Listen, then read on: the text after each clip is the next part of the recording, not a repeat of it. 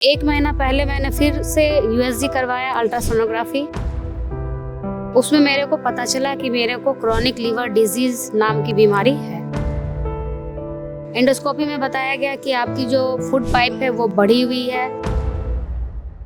नमस्कार मैम। नमस्कार, क्या नाम है आपका? मेरा नाम रीमा कुमारी है। कहाँ से आए आप?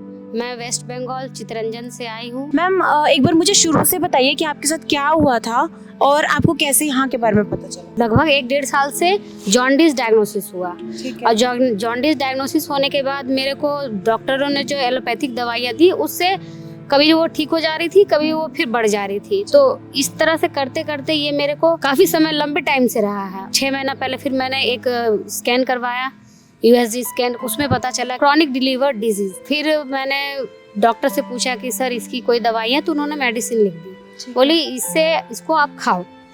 फिर खाई, फिर भी बॉडी को कुछ लग नहीं रहा था कि ये नहीं खाना, जबकि मैं परहेज में रहती थी। डॉक्टरों ने कहा ये मत खाओ, वो मत खाओ, तो उन्होंने जैसे जैसे एडवाइस करी मैंने वैसे वैसे ही खाया। फिर भी बॉडी को अंदर से कुछ वीकनेस, कुछ हार्मोनल डिसबैलेंस या फिर अजीब टाइप का लगता था। हमेशा उबासी जैसा लगना और वोमिटिंग जैसा फील होना लगता था।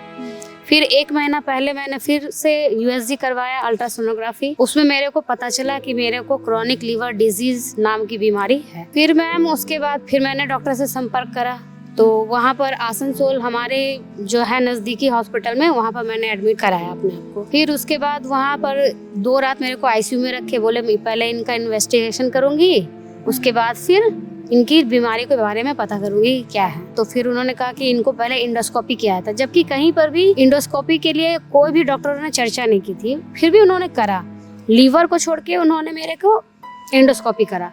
एंडोस्कोपी में बताया गया कि आपकी जो फूड पाइप है वो बढ़ी हुई है और जो छोटी आंत है उसमें थोड़ी सी खराश टाइप की आई हुई है। तो फिर उन्होंने कहा कि इसका उपाय क्या है, तो वही जो एलोपैथिक में होता है, ऑपरेशन करना होगा, एक बाइंडिंग करनी होगी। मेरे को प्रॉब्लम होती थी उल्टी होनी, यही सबसे बड़ा कारण था, रीजन था। फिर जब उन्होंने बोला कि आपको बाइंड करना होगा आपके फूड पाइप को, जैसे एलोपैथिक में डराया गया, पर डराया क्या गया, मेंटली ऐसा कर दिया गया कि लगा कि जैसे 10 मिनट में किसी भी तरह का डिसीजन आपको लेना है। लेकिन भगवान का ऊपर का लाख लाख शुक्र है कि उन्होंने गलत डिसीजन नहीं लिया और मेरे को यहाँ लेके आ गया। और ये जीना सीखो मैम मैं बहुत पहले से ही देख रही हूँ। सर के द्वारा, आचार्य जी के द्वारा सिखाए गए योगा अभ्यास और योगासन ने मेरे को बचा के रखा हुआ है अब तक। फर्स्ट डे जब आई तो ऋषभ सर ने मेरे को डायग्नोस किया और सबसे पहले उन्होंने कहा कि आप क्यों लग रहे हो कि आप थके हारे से हो, आप यहाँ आए हो तो फर्स्ट डे ही आपको बता दी कि आप पहले आत्मविश्वास और धैर्य रखना होगा।